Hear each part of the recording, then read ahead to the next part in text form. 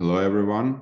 I'm very glad to welcome all of you today in our Futures Studio discussion platform. And I want to say thank you, all of you, to join from different part of the world to our, I hope, very thoughtful and helpful discussion about something which many people interested. Now I will be delighted to introduce the speaker and very good friend of mine, Blair Sheppard, the global leader in strategy and leadership for PwC Network.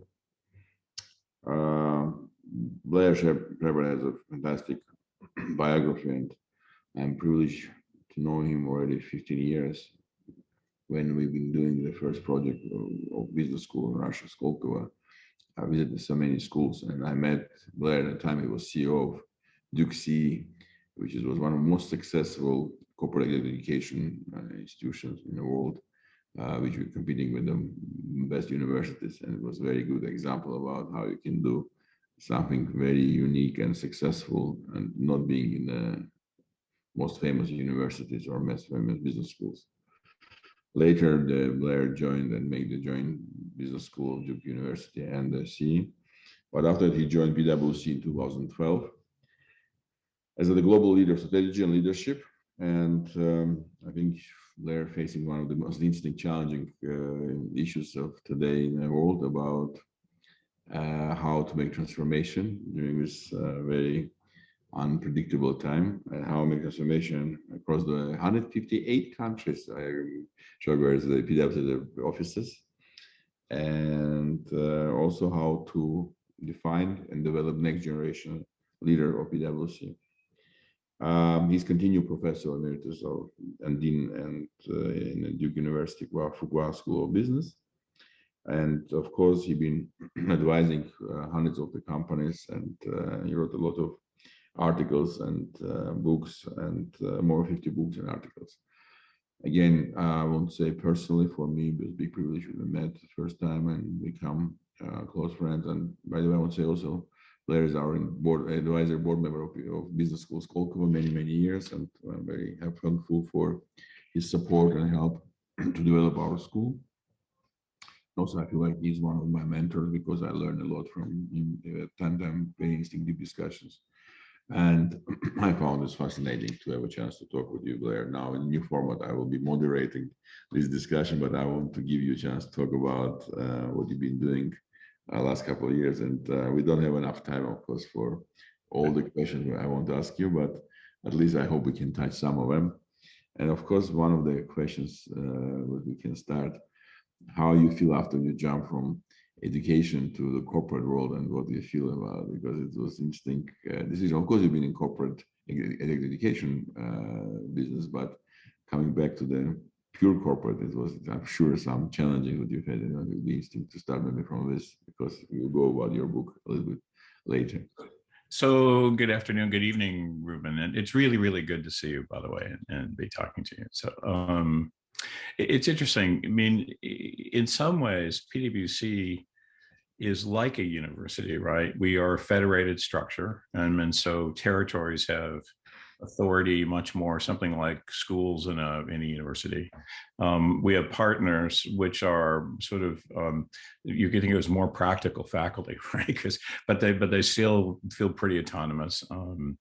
But there are three things to me about joining PwC that are very different. One of them, as you alluded to, which is the scope and scale. You know, there's 275,000 people in 158 countries, and it's hard to get your arms around that, right?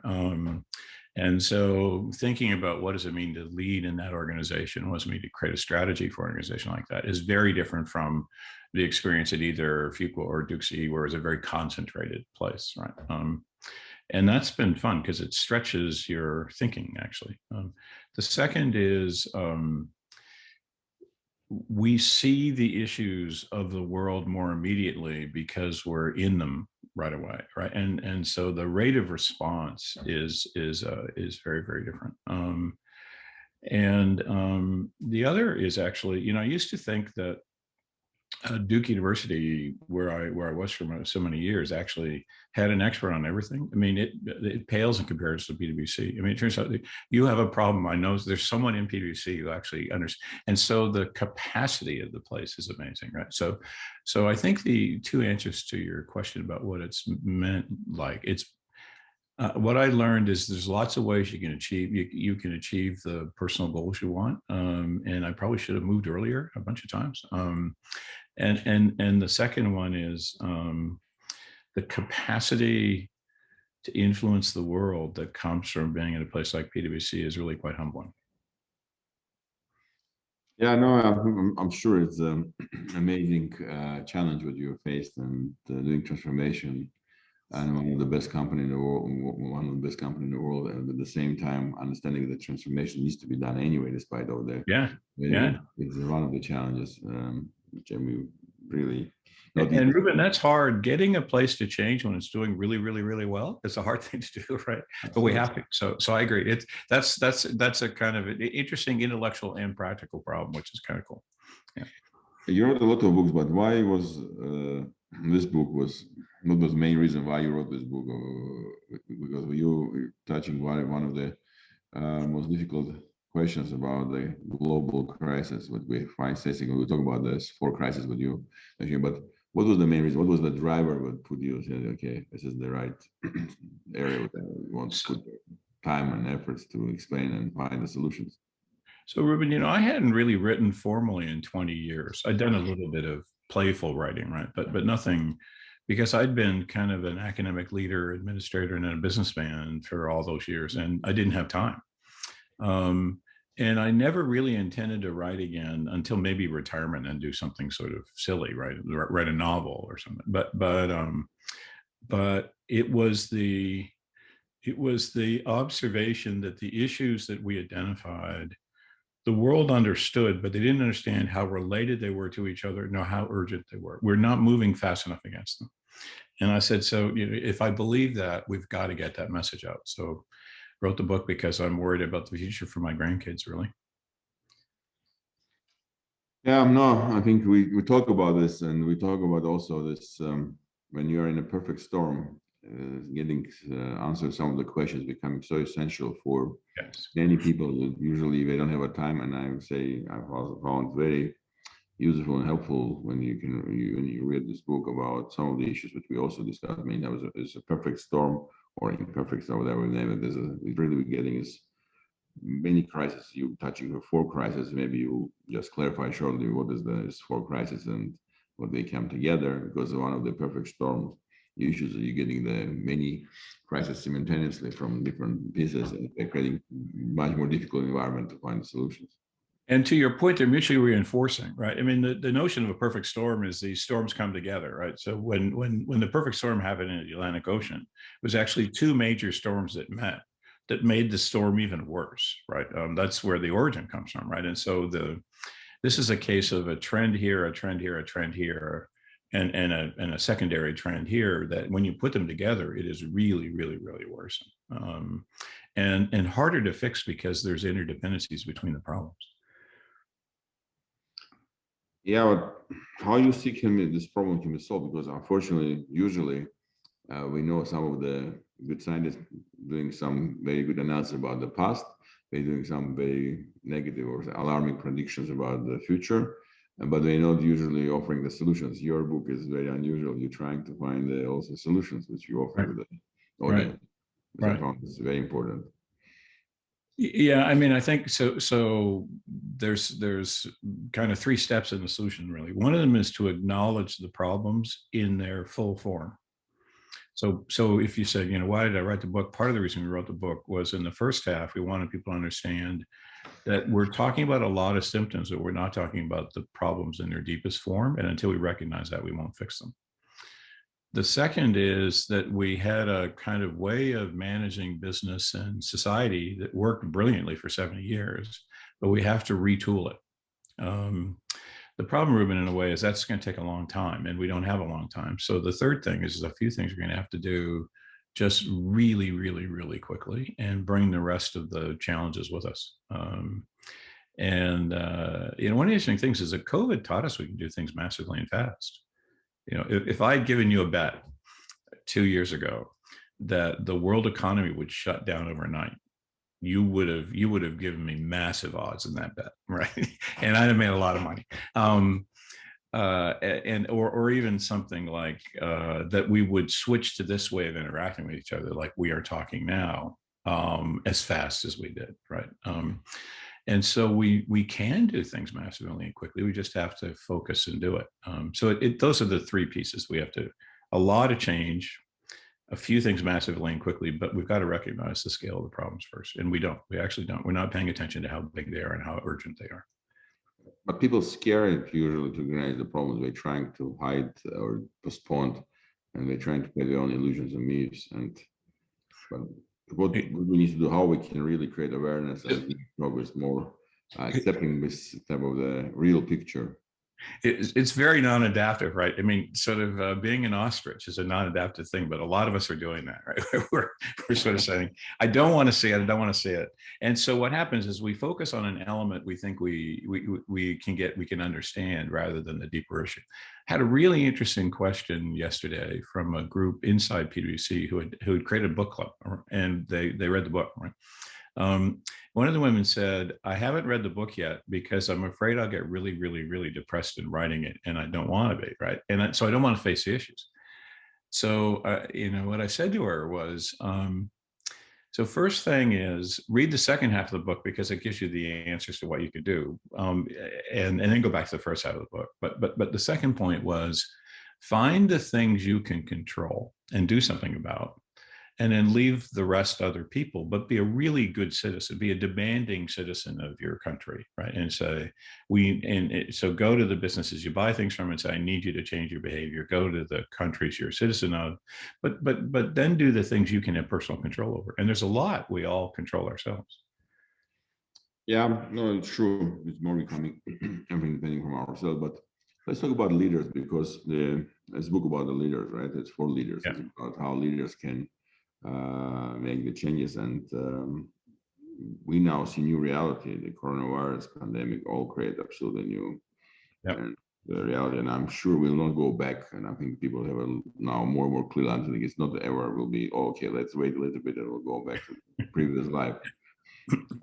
How you see the future of the post-COVID future of the world, and also how you see the leaders needs to look after this crisis, because we got some interesting new challenges, we got some interesting new opportunities also. By the way, maybe we can see also some dramatic transformation changes. We spoke about how the importance of technology companies becoming not only by market capitalization, but also the power of switching off of access to the channels of information sharing, or people not going only to the fake news, fake reality, but also just picking up only what news would they like to confirm their opinions. Why we're getting from the objective information to the information where people just confirming their own opinion. Right. How the leaders needs to work in this type of how you see the future of the leadership, because it's becoming more and more question about what kind of leaders can run in the environment that we're facing today.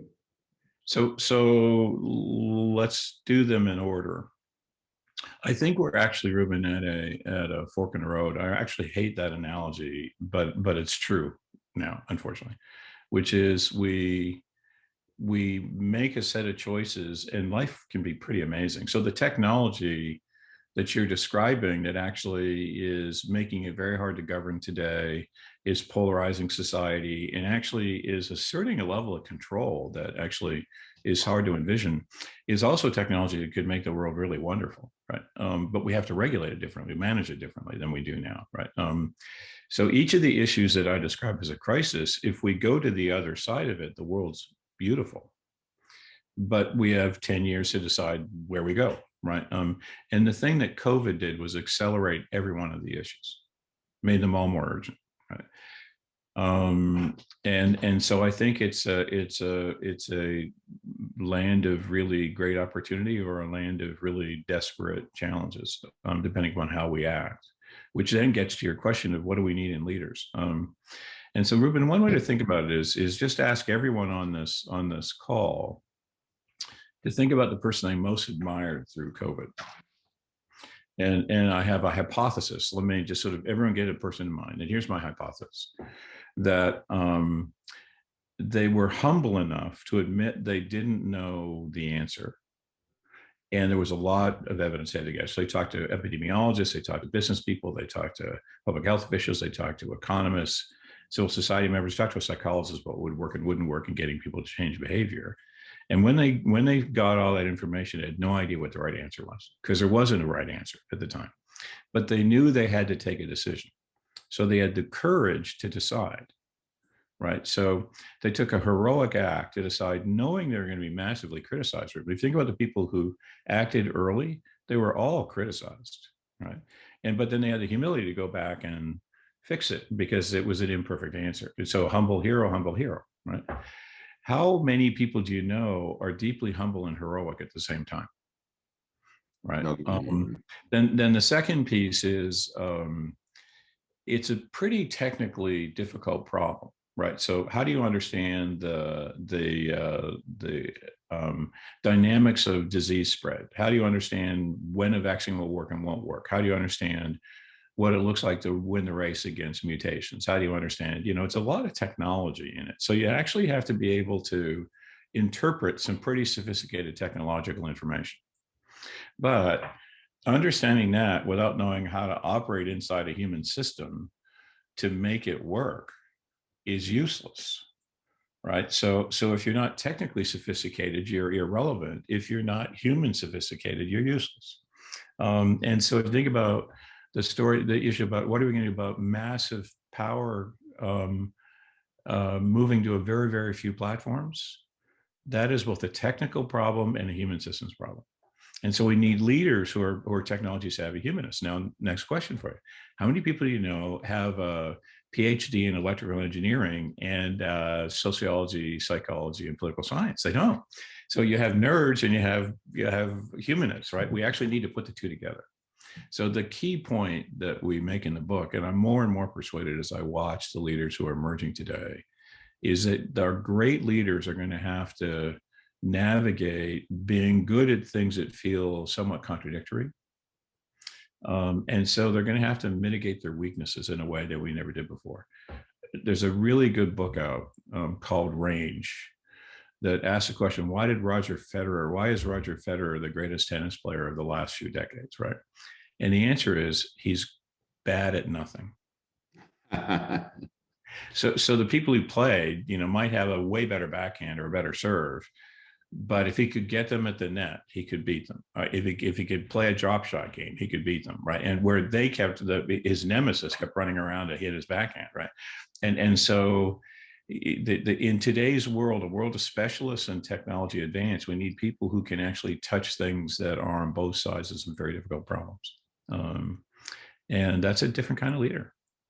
But it's different type of education also, because absolutely, because we've been in industrial society, we've been specialized by everything, and very narrow specialization, and getting this type of the wide range of knowledge and the level to use this techniques to complementary make this all is much more skills which was never been teach, to be honest. This is what you've been trying to do for years, Ruben, right? So I'm saying nothing you didn't already know when I explicated those things. So for example, when you thought about Skolkovo, you said, I need a school that's deeply Russian but global at the same time, right? That's a globally minded localist, right? I need a school where they understand the technology of finance and the advancing technology business, but they really understand how to operate in a system and be an effective entrepreneur in human systems. So you've always understood this issue of doing things that feel mutually contradictory in the same human being. It's been your thesis, and that's what you're doing in the school you're running in Armenia as well. So I'm preaching to the choir in this case. It's perfect. When you're having people who can confirm some of the theories and or ideas, it's great, because to be honest, one of the things was very difficult to explain people around you what you're talking about. For example, the concept of the glocal, when you're global and local, and I can see in your book, you emphasize very specifically the importance of the local development, which people sometimes say, oh, we are small, we're irrelevant, we cannot influence anything, why we need to do anything, because it's a big games or big players. But I think in your book, you were very well showing this is the importance of local development, and can maybe bring some example, because not everybody read the book, and I hope I can recommend strongly to people to spend time and read the book, despite I know many, many very good books are publishing every year, but this is the book that I will be strongly supporting to you spend time to read it. I'm glad you like it, by the way. So if you think about your own country, right? And I should be careful because you're a man of many countries. But if I think about Armenia as an example, it's a place where if you think about the crises, it really is at risk. Right? Just think about your point about that wealth and power is concentrating in a few platforms. Armenia is never going to be the center of a platform, right? Silicon Valley is, Shenzhen is, right? Not Armenia.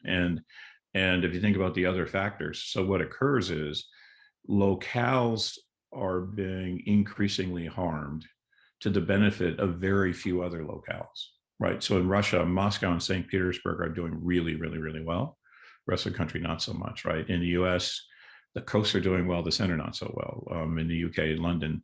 And so part of what we have to do is find ways in which places that are disadvantaged in the theory of political economy we've had for the last 70 years can create opportunities for themselves, right? A couple of points about this that are important. So the energy system in the world is part of the reason why global trade was important, because we only had cheap oil and gas in a few places, right? Your neighbor that you haven't had great relationships with the last few years actually is one of the places there was a lot of cheap oil and gas. Gave them an advantage, right? Gave Saudi an advantage, gave the United States an advantage. Well, actually, the nice thing about wind and solar is they're everywhere. And actually, there's very little advantage to scale beyond what is a local size scale. So you can create energy in a town that is self-sufficient. And actually, it's way more efficient to manage the grid in a town than it is in a whole country, right? So there's ways in which things like energy, manufacturing, agriculture are actually better and easier to do locally than distributed anymore. So if you start with a notion that says every place can meet its basic needs on its own, that actually changes the economy of the world entirely. Right. And so in the book, we give one example of a city that was just dying, the one I live in now, but came to life because they recognize that issue. There's massive local farming, there's massive manufacturing, local manufacturing, it's still competing globally, but actually it's meeting its core needs locally, right? And I think that's what you're trying to do in Armenia, actually, so to create a place that can stand on its own legs and then compete in the world. Because if you don't do that, Armenians will leave Armenia and you'll hollow out the country, right? The West Virginians will leave West Virginia, you hollow out the state. And that would be a terrible world. No, absolutely. Yeah, I agree with you 100%. Yeah, you know very well about my biography. I started 30 years ago trying to transform Russia from the planning system to market economy. But now we're talking about some new reality which we're facing in post-Soviet countries. And I was very thankful to your choice to choose one of your chapter about Armenia. And you mentioned Armenia like example, which we hope it really can help other countries or other regions to think about what we've been doing in Armenia is relevant. But you also aware about what's happened after we talk about what we've been doing is a revolution happened and the war is last year. Yeah. And I got already a couple of questions from the audience about how you see the opportunities for small countries like Armenia today and how to start to rebuild, I think, very local economies when you have a start of the serious crisis, not only pandemic, not only economic, but also post-war recovery. And this is coming all together. So there's to me, if you think about the trend that would happen if we didn't change the way we thought and start thinking about how do we create dynamic local economies, what would occur is wealth would increasingly concentrate to fewer and fewer places. And therefore you're either a servant of those places or you move there, right? That's why sort of Eastern Europe hollowed out so much, for example, right? What's interesting about COVID, it's probably a bad idea to be concentrating in a very few cities in the world in light of some of the risks that exist when you're that close to each other, right? But we have a model. So think of it in the following way, right? Which is why does a government need to do a census when Google knows in real time where everybody lives and what they're doing? Right. Why does it, I mean, you just think about the sources of control that's in the country. So we're concentrating money and power in a few hands. So imagine our media were to say, or any mid-sized country were to say the following thing: we're going to have a dynamic local economy that meets most of its own needs, and we're going to have them. We're going to let the education system grow with the growth of that economy. We're going to create a really strong correspondence between the way we develop people and the things we're having them do, what you're trying to do in your school, right? And we will innovate. We'll continue to dynamically innovate, and we'll compete over the things we can be good at. But most of our currency stays in our own country, right? Or our own city, our own town. That wasn't really doable 20 years ago, because resources and capability were global, were distributed in particular locations. It's completely feasible today. And and this isn't like America first the way that our former president would talk about it. It's actually local first. Take care of your neighbor, you and your neighbor, and then engage the world. We still need to engage the world, but actually build. It's sort of like saying, would you ever send a kid out to compete in the world of business before they actually have grown up and they're able to compete? You wouldn't send them out as a 12-year-old, right? So build capacity internally, get yourself to a point where you are competitive with the rest of the world, and then think about the ways in which you're going to trade. Otherwise, you're increasingly dependent and you lose your population. True, but one of the challenges when you're doing this very local, it's how you compare yourself with the world. And one of the, I remember the stories about Lee Kuan Yew was our advisory board member, you remember, in the business. Yes. He pushed out from Singapore 50% of the population in age between 18 to 45 years old to go to see the other countries and see different benchmarks. Yes. And one of the challenges we're facing in Armenia, for example, is more 80% of people never left Armenia during the last 30 years. Or some of the American states now facing the same challenge, people not going, and this is one of the issue, how you can keep your local competence and at the same time you have a global expertise and benchmarks. Yeah, really important point. So we have to be careful about using Singapore as an example for what you should do as a country, because it only had 2.5 million people and had no choice but to be global, right? But if you take the point of, he ensured that the citizenry were as good as anyone in the world. Every country needs to do that, right? You need to, and the answer when he was alive was you had to go to the United States to study or to Europe to study, right? Today, you can actually bring it to the country electronically. You still want people to go out and compare. So I think at the heart of what you're saying is, you cannot have a thriving local economy unless your population is educated at an equivalent level to every other population in the world. Historically, that required you to go to Stanford. That isn't necessary anymore. Back to the same point, you can bring Stanford to you, right? Or you can bring whatever your favorite. And I think we need to think about trade, not just classic university education, but trade, because I mean, I'll give you, a thing that will slow down our progress to alternative energy systems is we don't have the people who can build the things. Right. And so you need to upskill on a trade level and on a university level. If I may ask one other question about the current situation, losing the face, one of the book's biggest challenge in the eastern part of the world, right? We are not prepared to do something risky because we're scared to fail and not be treated like respectable in the societies.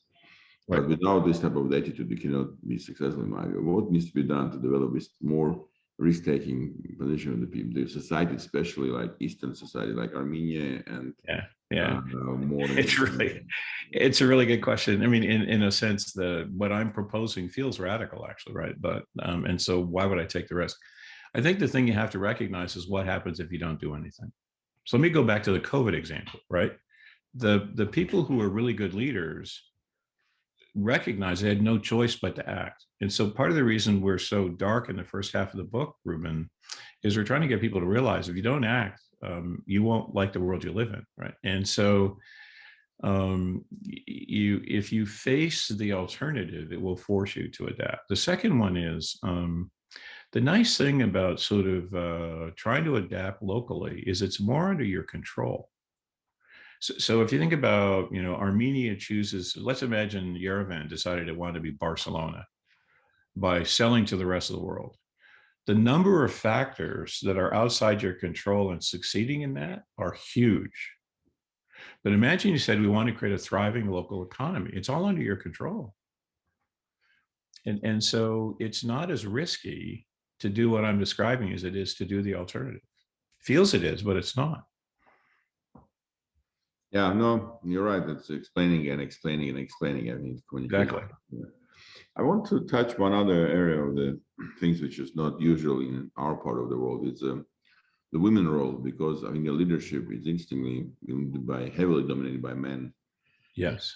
And do you see any changes because of the realities coming? And because I remember we did a survey in 2003 when we've been doing Armenia 2020 project, and we asked how many of you believe that in 2020 Armenia will have a candidate, not the president, but a candidate will be women, which will have a chance to win. And basically, it was around 2% people only said it will be realistically expected. That's why it's a very low level of beliefs about the role of women to become really country leaders. And but we saw, of course, in Pakistan, in Burma, and it's happened. But overall, in corporate world, nowadays continues disproportionately. Exactly the same problem. Exactly the same problem. Yeah. And in some ways, the move to education at home has put even greater pressure on women, by the way, right? Because even though men in theory are helping more, women still do. And so but if you give you 3 points on this. One of them is, I did a kind of informal survey of people around who the best leaders have been through the COVID crisis, right? And it's the head of New Zealand, head of Taiwan, and the head of Germany are the three who come up most regularly. They're all women. Every one of them is a woman. So imperfect database, imperfect sample, but there's a message in that, right? So I think the thing we need to recognize in a complex world of the kind we're dealing with, where we have to take fast decisions with judgment, we need the balance of perspective across genders for that to work well. Just like in times of crisis, you need both a masculine and feminine perspective to help a family get through a crisis, right? So the second piece, I think, is you're wasting a resource at a time when if the rest of the world is using its entire population to be productive, and you're using half your population, you have no chance of competing, right? And so it's simple math in some ways, right? And then the third piece is one of the things the world has to do is have fewer people on the planet. And so the notion that actually we need a woman to stay home because we have many, many, many kids at home, we don't need many, many kids at home. We already have enough people on the planet, right? And so I think the historical reasons are disappearing. Women are just or more effective in the world we have today, and it's just ridiculously inefficient to not use half your population. Yeah, no, it's very interesting dynamics. We didn't touch one other area, which I think you've been doing so many work about, networks and institutions, because like you said, the PwC is a very good example of federation of the partners within the world, and we can see the pluses and minuses of the collaboration and cooperation between the different partners in different countries. But do you see the trends which will bring more this type of network community-based organizational life, not only in the service industry? Do you see the community will become more active, and leaders needs to be learning how to be leaders in not only institutions, because usually the CEO with very hierarchical structure, and do you see changes which will come also in this area of the transformation? Clearly, if you think about, Ruben, the dynamism of the world we're in and the number of factors you have to move, you clearly have to create ecosystems for anything to happen. An ecosystem is by definition a network system. So if you think about the vaccine solutions, right? We'll point to a few companies that did it, but it was actually a network of companies and scientists that miraculously found the vaccine so fast, right? And if you study it, the whole world was part of making that happen. in a way that is relatively unique. Particularly if you're going to change the way you have to operate, and all institutions have to change the way they operate because they're not adaptive anymore, right? So I think you will see there's a paradox in this one, which is we need efficient network forms. That doesn't feel easy, but that's what we need. Yeah, it's I think very interesting challenge for all of us. Yeah, absolutely. Yeah. We're doing in our project in Nodom, which we're very happy with. PwC is our partner, and we're very happy what we're doing is jointly about creating this community of people from different backgrounds, not just for business community, but it's really needs to bring us integration of the differences in one place. And I'm very glad this is happening now in Moscow. We didn't touch Russia at all, but I want to ask this question also there. What do you see the main problems in Russian companies in crisis? Do you see any specific? Because I know you've been coming to Russia quite regular, and you look at Russia, and of course Russia is a place where I built my career, and my historical motherland is Armenia, but Russia is a place where I've been doing most of my business. You can see some challenges and issues which are very specific, but also in general common for everyone. So one of the things I just want to reinforce what you're doing, right, with that new venture you've been engaged in, right, which is if you think about what does it mean, what does it take to get kind of a local economy to dynamically thrive, right? You actually need to bring all the parties together and have them collaborate on what that looks like. So it doesn't work by having if you take Moscow, right? It doesn't work by having one person do one thing, another do another, another do another. They actually have to collaborate in the city they're trying to co-create, right? You're doing that with what you're doing both at a city level and a country level, and I think it's exactly right. So a couple of things, two things help Russia in this crisis, right? One of them is the sanctions made the country more independent, which actually was a good thing for them, because essentially there was capacity in the system, and therefore you didn't have some of the inter-border problems, right? And so if there was a silver cloud in the sanctions, was that. The second sort of good thing is the scope and scale of the country sort of allowed sort of isolation of things, right? But if you take all of that and I think if you go to the crises we describe in the book, COVID accelerated every one of those crises in Russia at a really fast pace, right? Disparities grew. People don't see a future the same way they did. The climate issues in Russia are accelerating like crazy. Think about the forest fires in Siberia. I mean, it's unheard of you would have that kind of fire. The issues going on, the distrust in institutions is happening all over the world. It's clearly happening in Russia. And so if you take all of the issues we described, what COVID did was accelerate them. And I think the other piece is that Russia is so dependent as a resource-based country that finding an answer to the issues that are articulated in the book will be really, really, really hard for Russia, although it has a lot of natural assets. And so there's a wake-up call. It's really essential.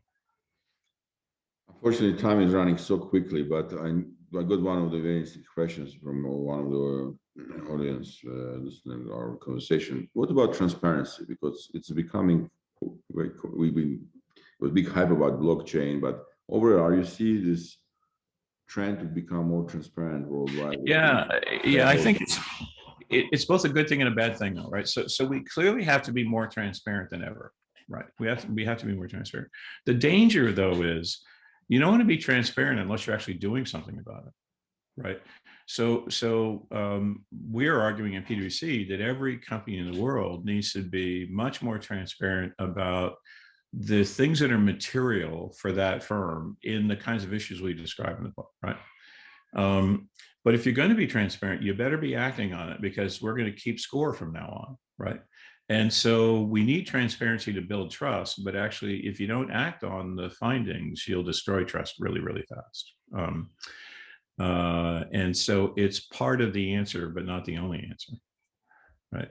Without transparency, you won't have the permission to make the change you want to make. Yeah. Before getting to the end of our conversation, it's usual whenever you talk, I get these questions about what kind of book you can recommend to listeners to read, which you found interesting from your current time, what you spent in the pandemic. Do you have something which you can recommend? So I'm going to forget the author. I always do forget this author, but the book Drawdown, I think, is a really important book because essentially it describes the things each of us can do related to climate. Right. I really like the book range because it gets people to think about what does it mean to be successful in a specialist world, right? And then there's a couple of books that are coming out related to sort of what does it mean to how do we have to rethink market economies that are pretty good. Bhattacharya's book. And then the only thing I would suggest is read outside IT technology because there's some amazing things happening in other technology. We all think it's just the stuff you and I are talking over. There's unbelievable stuff happening in the world, and that's heartening. By the way, if you get depressed by our book and then get really excited by the technology possibilities as well. No, absolutely, I agree. One of the books that I found fascinating was really make me understand some issues was happening is Survival Capitalism by Yeah. It's a great book. Another one that's similar, sort of capitalism without capital. Right. And so I think this whole issue, what does it mean to do market economies in the world we're in today, is really important. But I'll give you an example of sort of the other technology. So there's this amazing field on kind of the quantum mechanics of human brain. And so here's the point of the field in biology is there are things we do that are not possible in the natural physical world. Therefore, quantum mechanics must be happening. But quantum mechanics can't happen at the temperatures we live at. So how is it possible? And their argument is that enzymes create moments in time where a quantum effect occurs. Now, I have to tell you, that's really cool, right? And so the thing I want to highlight is the things we're thinking about, and what does it mean to be a human being? If you just ask that question with that in mind. So there's some really, really heartening things we're learning and some pretty interesting things we're learning. But then I'd occasionally just go back and say, what do we do to fix the world? Because we won't be able to do any of that stuff unless we take the problems on. So back and forth between the kind of book we wrote and books that have to do with the future that's possible. True. No, I want to say thank you, Blair, for a fascinating conversation we had, and I want to go hours with you to talk about these all issues because we've been talking about some of them already decades about the global, about the ideal storm, about the importance of the integration of the differences, about the private-public partnership, about people becoming more engaged and more realizing that there's many things from them, not from others. So I want to say it's very important to keep this network of people who understand the problem and try to work together because I believe you alone or anyone who's alone cannot do anything. Just only exactly. Yeah. So Ruben, I think that so I'm really thrilled to be on because I think the thing we need to do is if we can all agree on the very few things we have to focus on, and we work on them together, which is what you're really trying to do in the group you put together in Moscow, and what you're trying to do in everything you're doing, actually, even this. Then the chances are we'll do something about it. We don't have a long time. We only have 10 years. That's true. That's true. I agree. But main issue about building the trust. I think one thing why we've been successful, and I'm so privileged to a chance to feel you like friend and mentor and partner, we trust each other. And I think that the trust will become critical for 21st century because so many things change and people's attitude to trusting each other is become very dangerous because of Facebook, because of fake news about the social, all these networks and falsifications, about the political system. I think we are in a big trouble about the trust, and that rebuilding the trust will be one of the critical elements which completely. This is why our institutions aren't working, is we don't trust them anymore, right? So Ruben, I think there's a thing that I just wanted to emphasize on that. You are an extremely effective person at getting people together who don't go together easily. You're really good at forming coalitions. You're really good at persuading people to get things to happen, right? You're a preeminent politician in the small p sense, right? But the reason you're able to do that is you have massive integrity. People trust you. They know your word is your bond. They know you won't share a privilege you don't want shared. They know you mean what you say. And it's because of that integrity that you're able to be an effective political actor. that's, by the way, why you never ran for office, because you actually can do this as a person in business easier, right? Much easier, believe me, it's much easier. It makes me much more flexible, Blair. Exactly. And therefore you're not a threat to any politician, because you don't ever want their job, right? You actually just want to do yours. But the thing I want to highlight is that you are an exemplar of all the paradoxes. That one in particular, a massively high integrity human being who is capable of bringing together that others can't bring together. We need more of you in the world, Ruben.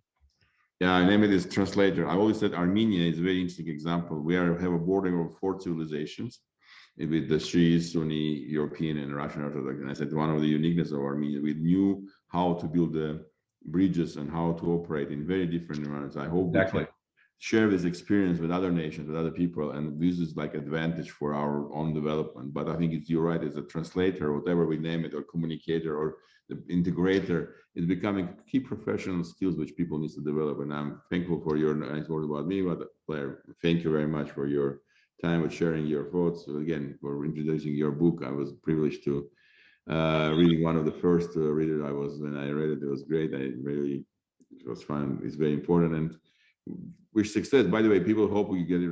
We already have a Russian version, right? Which is why people ask about, do we have a Russian version? I said yes, we have a Russian version, right? Blair? I don't know that we do. We're working on getting a translation, but people ask me already many times, can we get the Russian version? And I hope we can do it. It'll be good for, at least for many Russians, to read this in Russian. I agree. And I think it's very relevant to Russia, and actually the countries that are influenced by Russia. All of the former states, I think, would benefit, because they're in the middle of it, right? So yeah, we'll work on getting it translated. Yeah, super. Thank you very much. And I will say thank you everybody who organized it, and thanks for PwC for cooperation. And again, I'm very privileged to be part of the PwC from 1991. It was first time when we hired PwC, and the time was Cooper's Lab, to confirm our losses in our first financial year. And I remember how crazy it looks in the time, but we built a trust and partnership relation with the firm. And I'm very happy to start a close relationship with many partners in PwC. Thank you, Blair. And again, thanks, Ruben. All the best. Great. Thank you very much. And I hope I get to see you in person sometime. Yeah, absolutely. Yeah. I hope to see you in Armenia. And we're delighted to show you again. All the best. Okay. All right. Thanks. Bye-bye. Take care. Bye-bye. Bye-bye.